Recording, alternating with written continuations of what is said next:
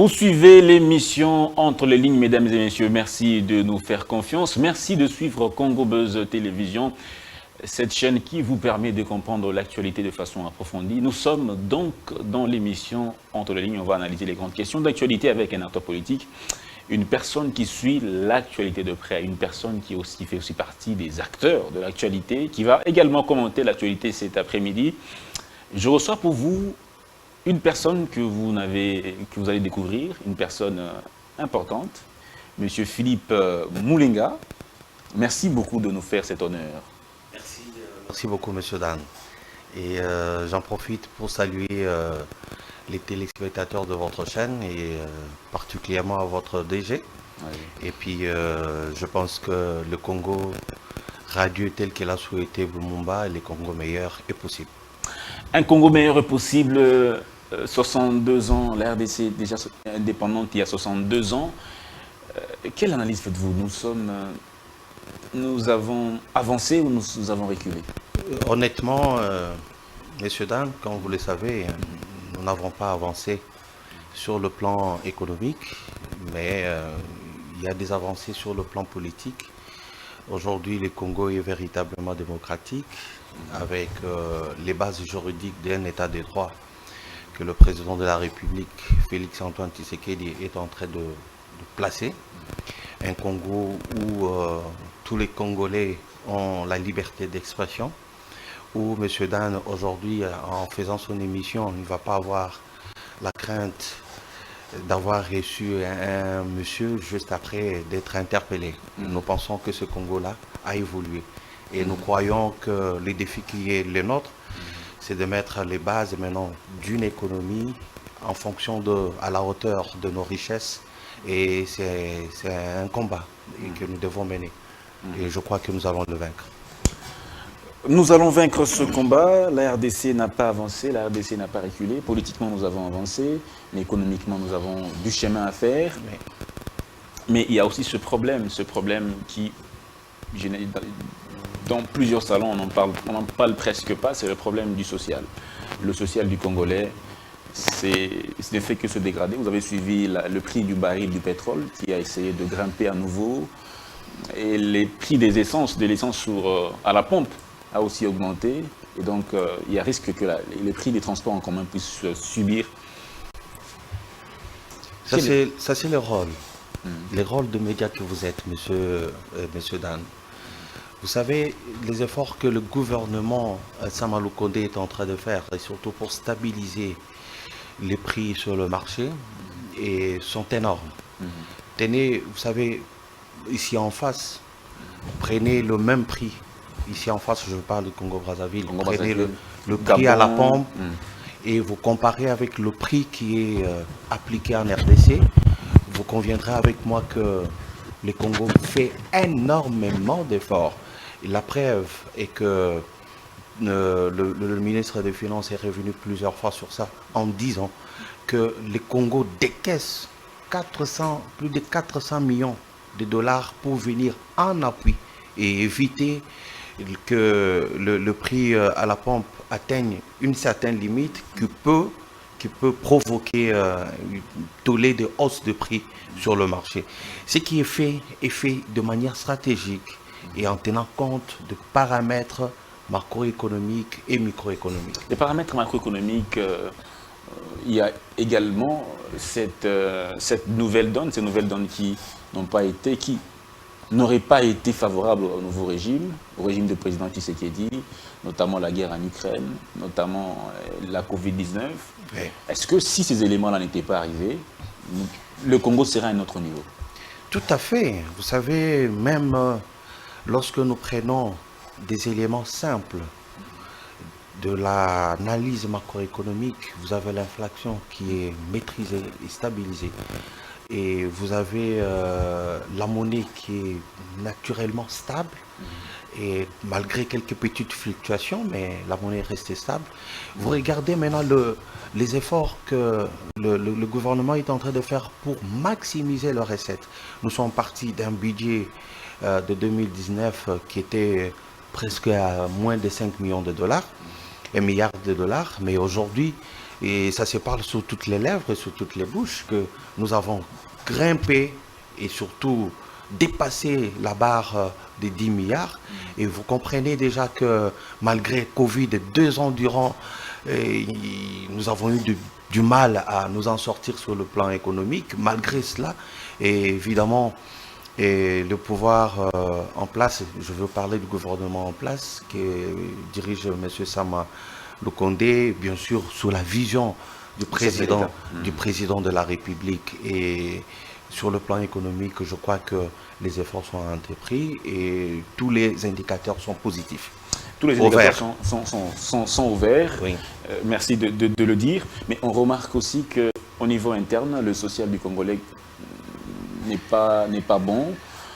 Les prix des denrées alimentaires est en train de grimper. On pose la question, on dit qu'il y a des chocs exogènes, des chocs endogènes. Est-ce qu'il n'y a-t-il pas une façon pour nous, Congolais, de nous prendre en charge de ce point de vue-là pour que les chocs exogènes n'aient pas un impact considérable sur notre économie? Qu'est-ce qu'il faut faire?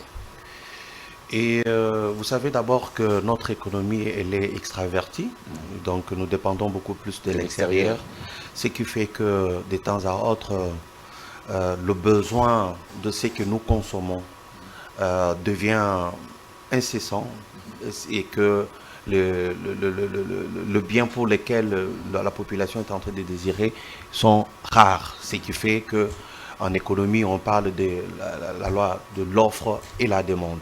Et vous comprenez, devant un tel spectacle, vous avez les mauvais opérateurs économiques qui essaient un peu, malgré que l'État congolais, sur le plan de l'économie nationale, a mis en place le mécanisme pour aider et accompagner les opérateurs économiques pour qu'ils ne sentent pas ces chocs exogènes, mais comme vous le savez, il y a toujours ces mauvais opérateurs économiques qui s'emploient à augmenter le prix. Qu'est-ce qu'il faut faire? Ce qu'il faut faire, il faut les sanctionner? Non, il faut renforcer. Il faut renforcer l'inspection au niveau du ministère de l'économie. Je sais qu'à notre jeune âge, je me rappelle, il y avait des inspecteurs qu'on appelait les inspecteurs de l'économie nationale qui circulaient pour voir le prix. Si tu n'as pas affiché clairement que tel bien coûte autant, il y a des amendes. Parce que là, vous mettez dans une position de tricherie parce que à n'importe quel client qui peut venir, vous pouvez lui donner n'importe quel prix. Et je crois qu'il faut renforcer l'inspection, les contrôles sur le terrain, et ça va certainement porter des fruits. On a vu ce bras de fer entre le gouvernement et les importateurs de produits de consommation de première nécessité, notamment les poissons, les poulets. Et ce bras de fer aujourd'hui, apparemment le gouvernement n'a pas su gérer ça jusque-là. Les prix est resté statique jusqu'à aujourd'hui même. Il n'y a pas eu de changement. D'ailleurs, c'est ce qui est bien. Lorsque vous avez un prix, durant 2 ans, 3 ans, le prix ne change pas. Et c'est un bon signe pour l'économie nationale. Mais est-il que le souhait est que de voir le prix baisser pour permettre au panier de la ménagère de venir un peu... Est-ce normal pour un État comme le nôtre, nous puissions avoir une économie extravertie? Est-ce que c'est normal? Justement, je crois que c'est une question que tout le monde se pose. Les efforts sont en train d'être posés, d'autres faits. Je crois que vous vous souviendrez, il y a une commande qui est faite pour les bateaux de pêche. Vous savez, c'est un projet, un grand projet qui va aider ce pays à redevenir autonome, surtout en ce qui concerne les poissons que nous commandons et certains vivres frais. Ça va permettre à ce que le pays soit autonome sur cette base et, comme vous le savez, dans le processus d'implémentation d'un projet, il y a des étapes. Exactement. Et les gens pensent peut-être que ça prend du temps, mais que ça prend du temps, mais ça finira par s'exécuter. Et c'est ça, en fait, c'est qu'il faut faire comprendre régulièrement à notre peuple et tout en leur donnant l'espoir d'un lendemain meilleur. Tout à fait. Mais il y a ces Congolais qui disent, ben voilà, on dit que les réserves d'échange sont en augmentation croissante, mais nous, du point de vue social, on ne le ressent pas. Nous semblons abandonnés. Et les mamans... Non, je vais vous répondre directement. Oui. Vous savez, M. Dan, aujourd'hui, au moins les Congolais savent qu'il y a augmentation de réserve. Vous comprenez, c'est un point fort de la gouvernance de ce qui est dit. Donc, et je voudrais rassurer. Mais on ne sent pas dans, je voudrais rassurer. On ne sent pas dans le social. Ils vont les sentir et ils les sentent. Je vais expliquer. Vous avez 3-4 enfants qui travaillaient, enfin qui étudiaient dans une école primaire quelque part. En tant que parent, vous payez $300 par enfant annuellement. Aujourd'hui, les 4 enfants sont pris en charge par le mécanisme de redistribution des richesses que le chef de l'État a prôné.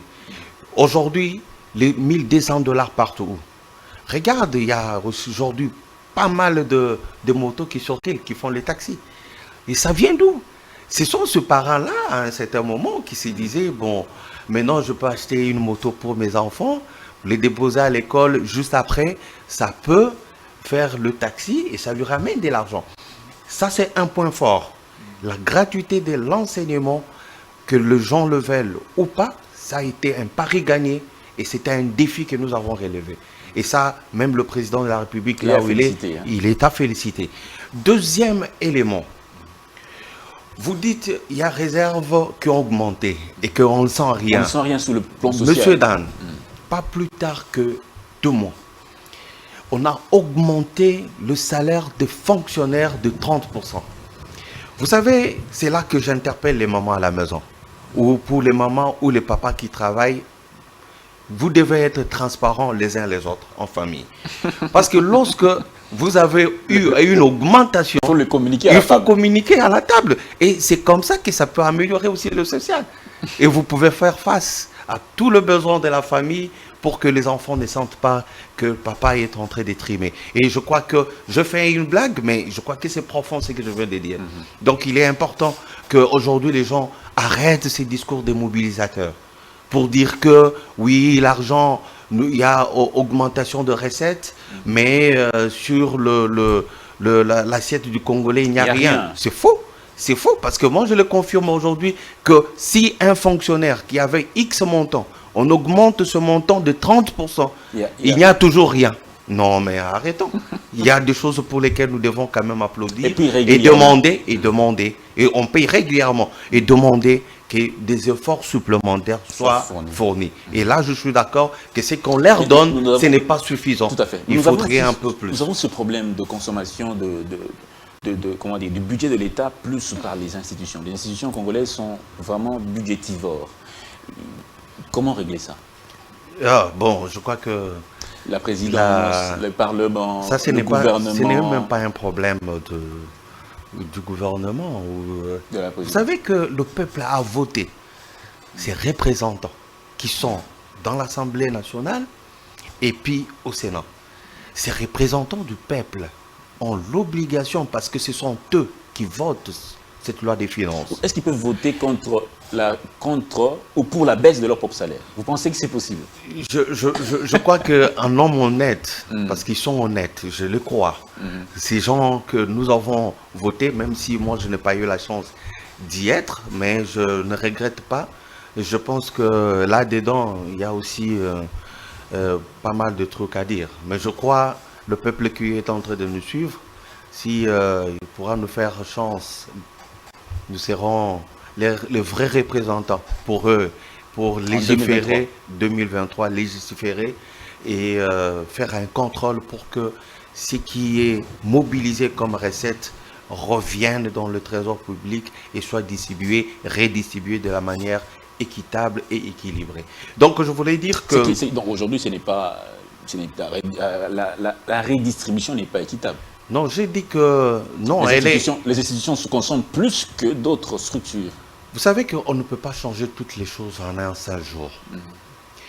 Tu sais qu'il est arrivé, il a trouvé que, par exemple, l'Assemblée nationale et le Sénat, à eux deux seuls, ils prenaient, je crois, quelque chose de 52%. Vous réalisez? Dans un pays où le fonctionnaire n'avait même pas un $100. Vous comprenez? C'est compliqué. Et c'était c'est vraiment un régime... Pendant 18 ans. Pendant 18 ans, même 21 ans, 22 ans. Parce que c'est un régime qui a paupérisé notre peuple. Et c'est comme ça que j'avais toujours l'habitude de le dire. Quelle est la joie ou le bonheur que vous avez? Vous construisez des immeubles à côté d'une population qui vit dans la misère la plus indescriptible. Comment expliquer ça? Comment expliquer qu'il y a les Libanais et les Indiens qui viennent chez nous, parce que nous sommes d'abord un peuple hospitalier. Nous accueillons tout le monde. L'hospitalité du Congolais est légendaire, c'est connu par tout le monde. Et comment expliquer que quelqu'un qui vient avec un 50 ou 100 000 dollars, il fait une petite usine de tomates ou de chips à Limité, au bout d'une année, 2 ans, il est millionnaire. Et il engage, il embauche les Congolais. Alors que chez nous, nous avons des gens extrêmement futés. Comment voulez-vous que notre économie soit forte lorsque on est incapable de faire confiance à notre État en investissant ce que nous avons gagné? Beaucoup ne le font pas. Ils sont dans autre chose. Investir au Congo, c'est créer des opportunités pour les Congolais. Ça veut dire que tu crées une entreprise. Je salue Bossembe, M. Bossembe, DG, parce qu'il a donné du boulot. Merci, chers compatriotes. Vous avez donné du boulot aux compatriotes, aux Congolais. Donc, je crois que les autres, même ceux-là qui nous suivent, le climat des affaires est favorable? Le climat aujourd'hui, le climat des affaires au Congo est favorable. Certes, il y a des efforts à faire, mais pour créer une entreprise aujourd'hui, en RDC, c'est une affaire de 2 jours, 3 jours. Et vous en créez. Mais quelqu'un qui vous dit qu'il a des millions, parce qu'il a été, je ne sais pas, ministre pendant le régime passé, extrêmement fliqué, mais l'argent c'est pour autre chose, pour créer des boîtes de nuit, faire autre chose, alors qu'il faut créer des sociétés, des productions qui peuvent permettre à ce que les Congolais produisent dans leurs champs soit transformé et permettre à notre économie d'aller de l'avant. Exactement. Comment voyez-vous le fonctionnement de la justice sous le régime du président Tshisekedi? Waouh! Et là, il n'y a pas match. Je veux vous dire. Que voulez-vous dire? Certes, il y a pas mal d'efforts à faire. Je reviens à fournir. Je ne cesse de les dire. Mais aujourd'hui, il y a des réformes qui sont pilotées par la Cour constitutionnelle, avec d'autres cours ensemble, et qui font un travail de titan pour que aujourd'hui, que ce soit magistrat ou juge, puissent dire les droits, au lieu de s'épavaner dans le système que vous connaissez, la corruption, etc. C'est un système que nous avons décrié parce que nous avons combien de Congolais aujourd'hui qui souffrent parce que la justice n'a pas été rendue de la manière équitable. Donc nous sommes dans un état de droit. L'état de droit aujourd'hui prépare. Est effectif. Il est effectif. L'état des droits est effectif, mon frère. Parce que, regardez, je prends l'exemple de VK, Vital Kamerhe. Son cas. C'est du jamais vu depuis que le Congo a existé. Un directeur de cabinet du chef de l'État, vous l'interpellez, vous l'arrêtez, et vous continuez à les juger. Et au finish, il fait un rappel dans une cour supérieure, et puis au niveau de cour de cassation, et puis au finish, il a l'acquittement.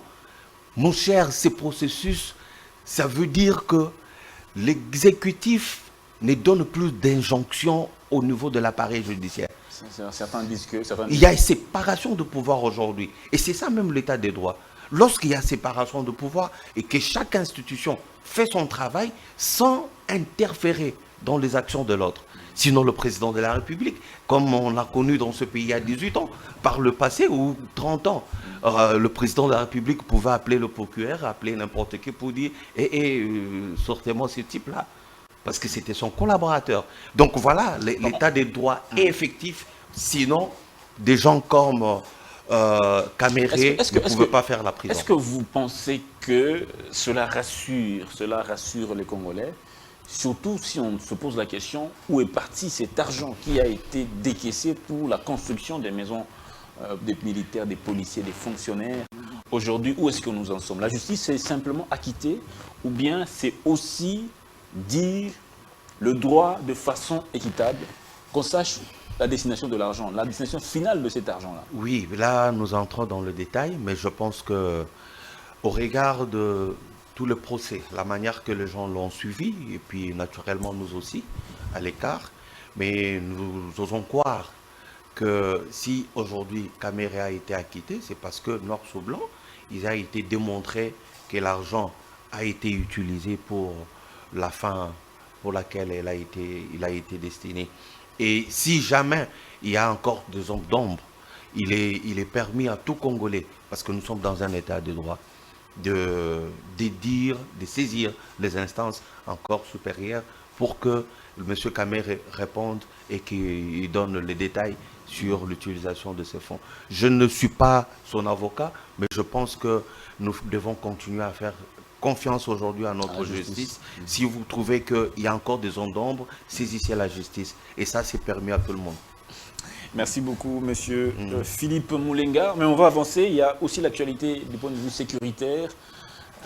Vous avez suivi la tripartite RDC, Angola, Rwanda, avec la feuille de route qui va permettre à ce qu'il y ait désescalade de la tension entre les deux États et pour que justement les forces, comment dire, les FDLR et les M23, chacun puisse être pris en charge par chacun dans son gouvernement, dans son État.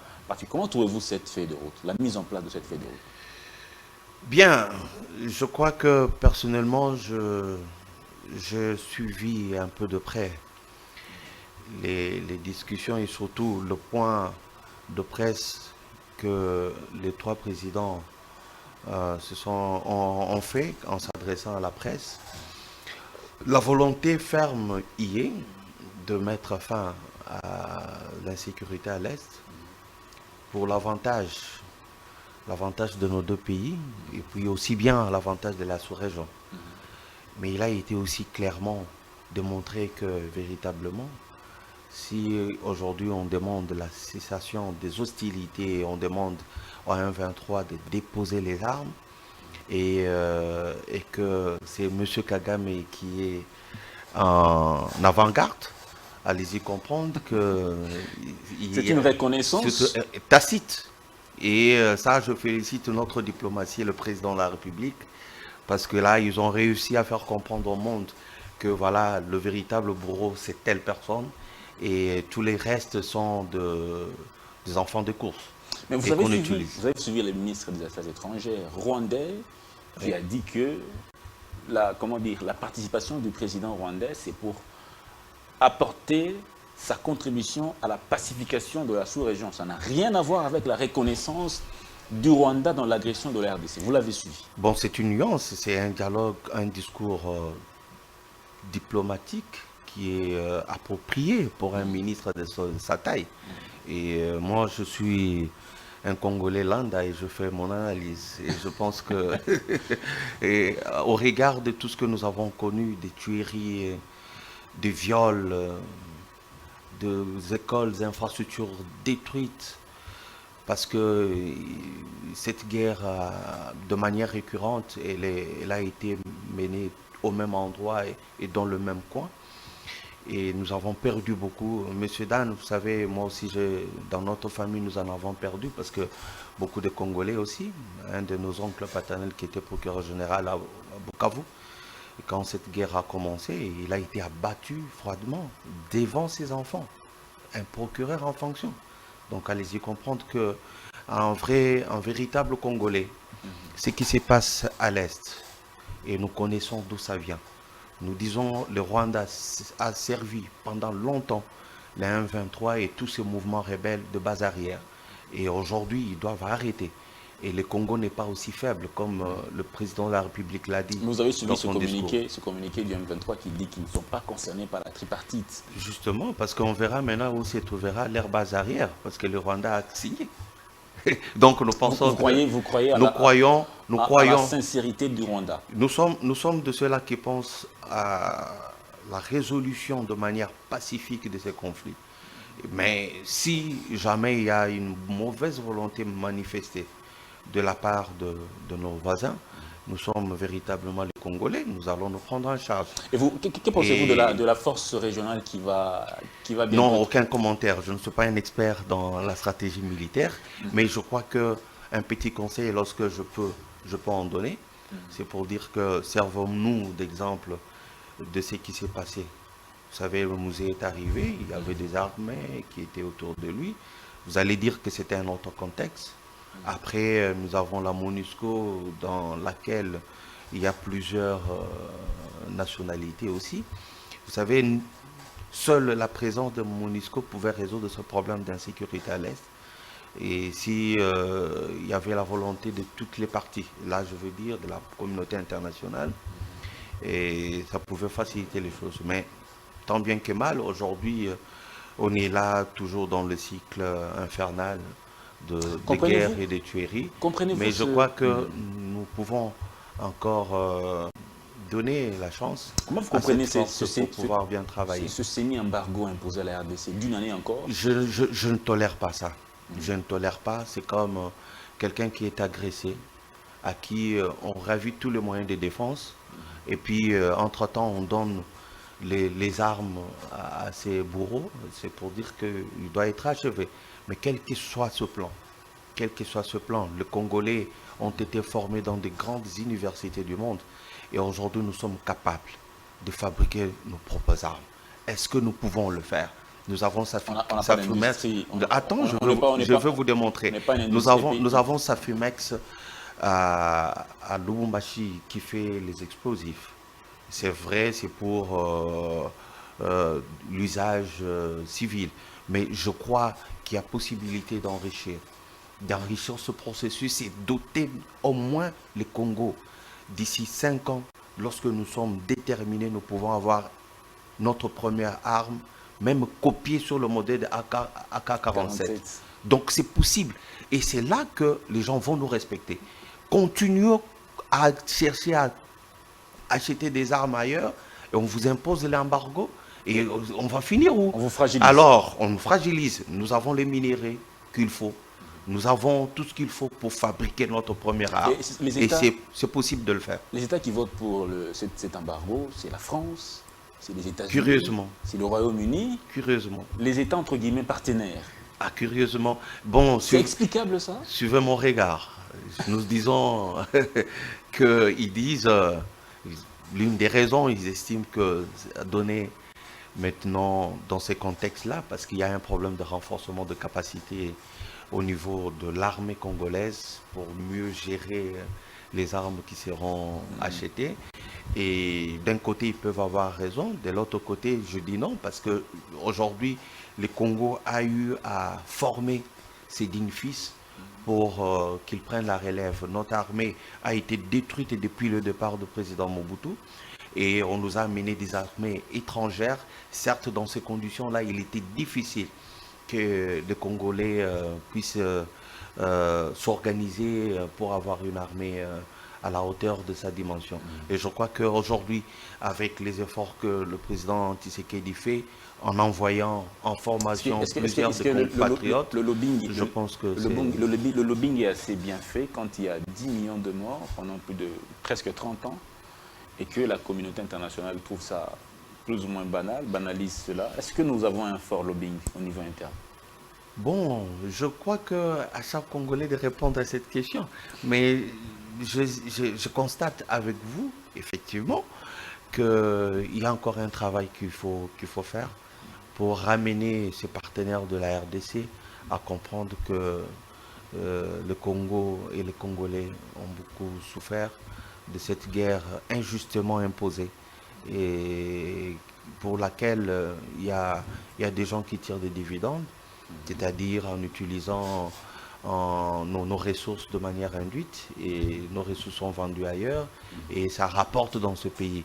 Et c'est là que j'en profite pour dire, c'est le moment où tout le monde doit comprendre que le président Tshisekedi est ouvert, et pour dire que les richesses, certes, elles sont chez nous, mais elles peuvent être de manière, lorsque les échanges se font correctement, être bénéfique pour tous les voisins.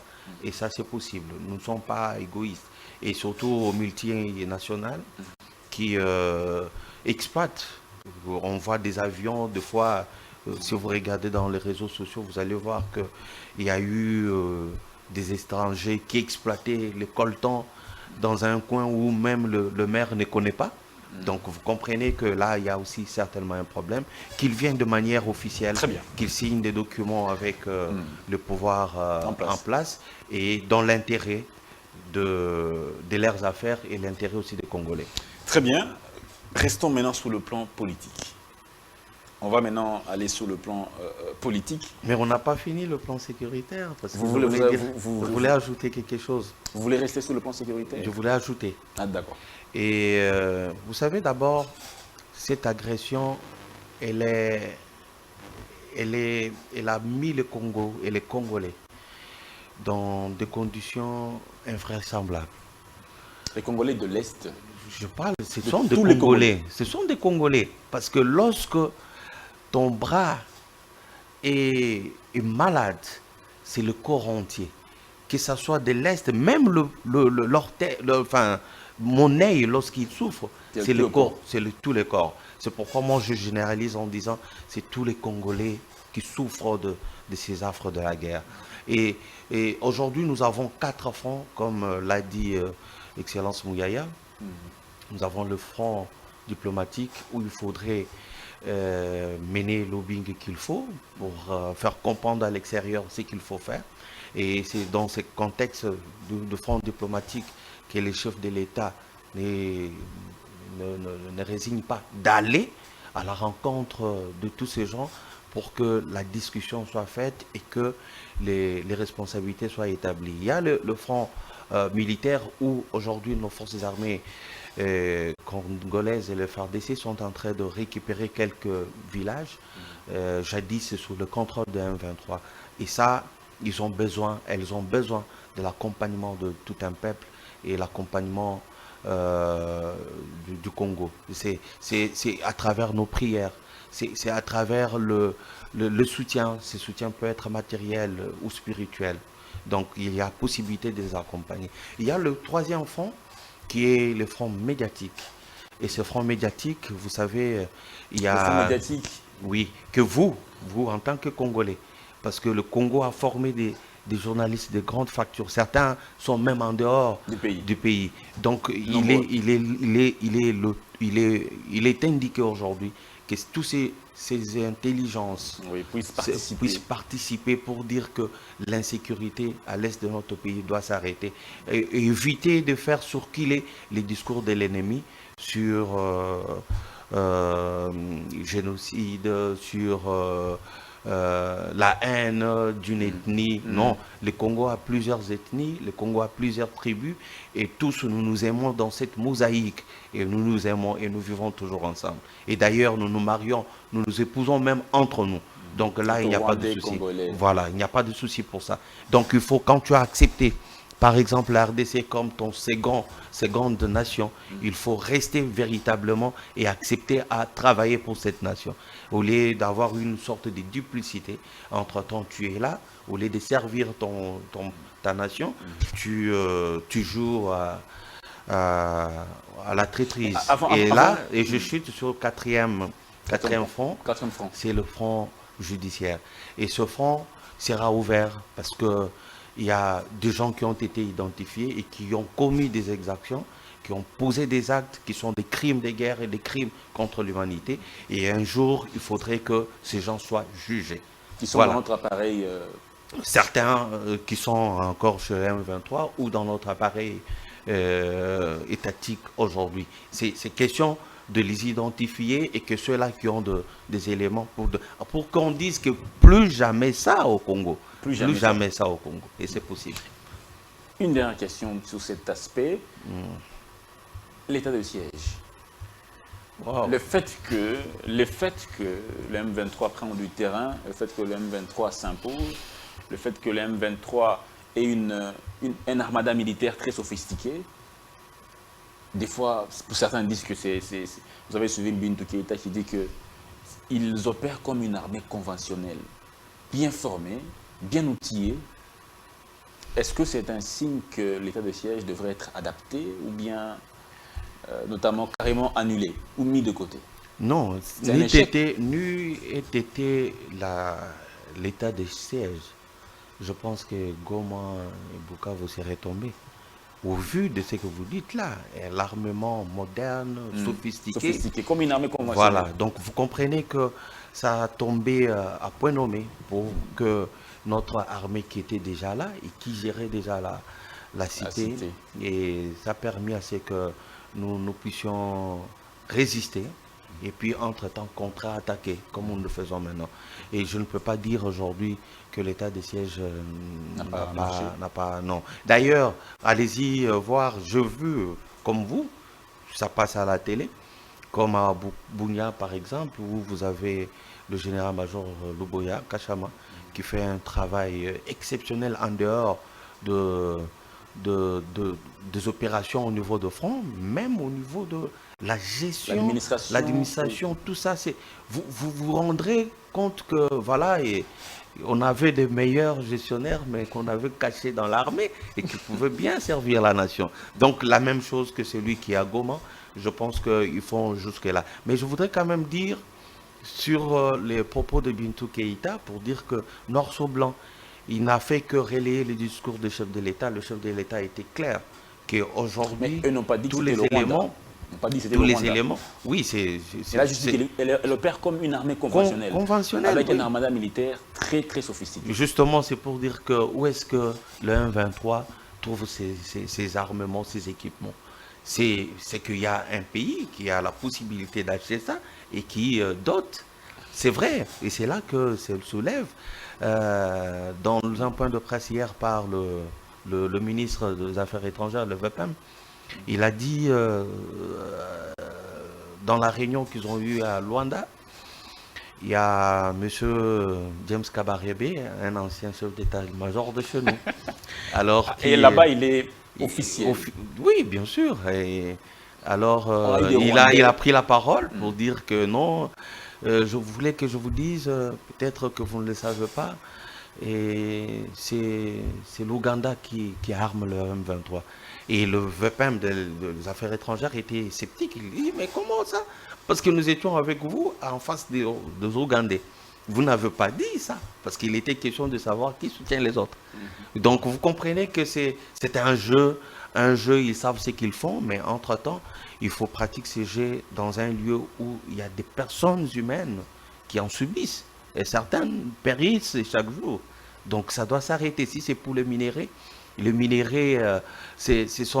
c'est Dieu qui a... Nous n'avons pas choisi ça. Ça a été... On n'a pas voulu. On n'a pas voulu non plus. Mais il y a possibilité, lorsque cela peut servir à l'humanité tout entière, il y a des mécanismes, il y a des accords qu'il faut signer. La gestion de la guerre dans l'Est n'était pas un problème d'hommes, c'était un problème permanent. Parce qu'on remarque, malgré les changements d'hommes, la guerre persiste. Changement d'homme à quel niveau? Changement d'homme au niveau de l'état-major, le chef suprême de l'armée de la police, le chef de l'État. On est passé de Kabila à Tshisekedi, mais malgré ça, la guerre persiste. Donc, le commandant suprême? Tout à fait. Non, le commandant suprême, c'est que, vous savez, dans 18 ans, combien de compatriotes ont fui Goma, et Goma a été récupéré par les 1-23 et les autres. Combien de fois? Sous le règne de Kabila. Mais depuis que Tshisekedi est là, 3 ans, combien de fois on a récupéré Goma? Combien de fois on a récupéré Bukavu? Non. Vous savez, il faut éviter des questions qui mettent les... oui, c'est justement... on ne peut pas comparer quelqu'un qui a fait 2 ans et qui travaille, et vous voyez bien les résultats.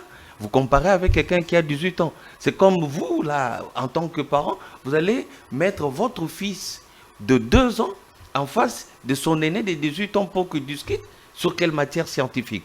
Non. Il faut qu'on arrête ça. C'est un mauvais discours que les ennemis du Congo sont en train d'utiliser. Nous avons besoin de la réconciliation nationale.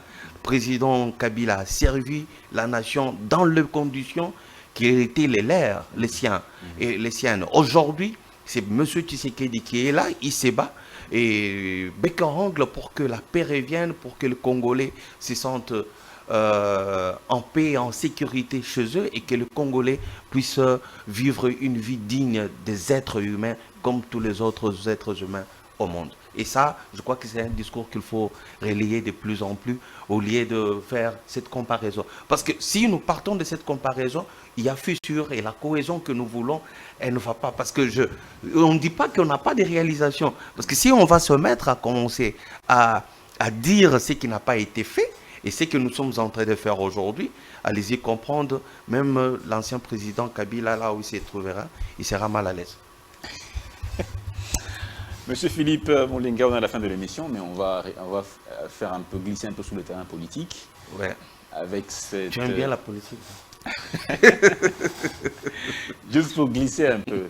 Allez-y. Le rapprochement Katumbi-Kabila, est-ce que au sein de l'Union sacrée, ou est-ce que ça fait peur?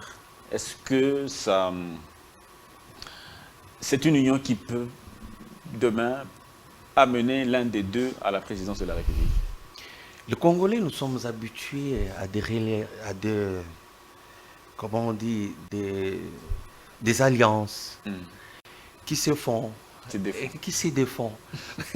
Allez-y comprendre. Moi, ça ne m'effraie pas. Je sais que avant les élections de 2023, les signaux vont être clairs. Et vous allez voir, en dernière minute, même les gens qui seront dans leur coalition là, il y aura des gens qui vont quitter. Et je suis sûr que M. Katumbi n'hésitera pas de quitter rapidement Kabila parce que ce n'est pas la première fois. Il en a l'habitude de le faire. Je pense que, excusez-moi d'avoir rigolé parce que je banalise. C'est pour dire que, bon, actuellement, ils n'ont pas un discours. Actuellement, je ne vois pas ce que Kabila va présenter, ce que Moïse va présenter devant notre peuple, devant tout ce que le gouvernement actuel est en train de réaliser. Et puis j'ajoute, n'oubliez pas que Katumbi a ses ministres dans le gouvernement. Et on va les comprendre. Si ce qui se passe, si cela est pris, c'est pas politiquement, est pris dans un contexte de frères qui peuvent se saluer, parce qu'on peut être adversaire politique, on n'est pas ennemi. Dans quel cadre? On n'est pas ennemi. Réconciliation katangaise. Oui, on n'est pas ennemi. On peut être adversaire politique, parce qu'aujourd'hui, moi je vous l'ai dit, M. Moïse Katumbi est de l'Union sacrée, parce qu'il a des ministres qui siègent encore au gouvernement. Et on ne peut pas dire le contraire. Et puis, il n'y a pas un document officiel qui a été signé pour dire que voilà, il y a eu aujourd'hui une coalition entre Ensemble de Moïse Katumbi et le FCC de Joseph Kabila. Le bloc patriotique. Le bloc patriotique qui s'est fait, je pense que même notre compatriote Fayoulou, et non, mais ça c'était juste pour faire de marche.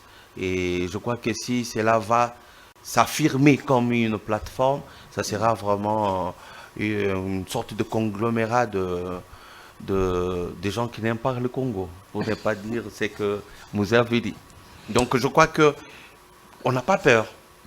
Et il est donné, nous sommes en démocratie, il est donné aux Congolais de se réunir pour défendre les idées, pour défendre les valeurs. On est à la fin de l'émission. Un mot à tous ces Congolais qui sont en train de perdre espoir, ces Congolais qui sont meurtris, à ces Congolais qui sont dans l'Est de la RDC, qui vivent les atrocités de la guerre, au jour le jour. Il y a des gens qui sont nés dans la guerre, qui ont grandi dans la guerre, et aujourd'hui qui sont peut-être parents dans cette guerre. Un message à toutes ces personnes. À tous ces Congolais qui ont subi les affres de la guerre, je voudrais leur dire que nous sommes d'abord de cœur avec vous. Ce Congo de demain que nous voulons, un avenir radieux et meilleur pour ce coin de la République est possible. Nous croyons véritablement, au-delà de nos efforts physiques, au-delà de ce que les forces armées congolaises sont en train de déployer comme tactique et opération, il est possible que même sur le plan coutumier, sur le plan spirituel, que nous allons vaincre cet ennemi du Congo. Mais nous disons, la cohabitation, elle est possible. Nous n'exclusons pas les autres. Celui qui veut du Congo comme une seconde patrie, les Congolais sont là pour l'accueillir. et travailler pour l'intérêt de notre nation. Et nous croyons à un avenir radieux, ça c'est vrai. Nous croyons avec le président Tshisekedi, avec tous les ministres qui l'entourent, à un Congo qui va changer demain. Ce n'est pas pour rien qu'ils sont de New York. Ils se battent pour ça. Merci beaucoup, M. Philippe. Merci, M. Dan. Merci aussi à vous, chers téléspectateurs, d'avoir suivi ce numéro spécial avec M. Philippe Moulenga. Vous avez compris, c'est une personne ressource, une personne qui est outillée. On n'a pas parlé de Kaboulali, pas. Ah. Bon, même prochainement. Même prochainement, on en parlera sans faute ici chez vous. Hein. Oh, ouais. Donc, on va se retrouver prochainement avec le même plaisir sur Congo Buzz Télévision.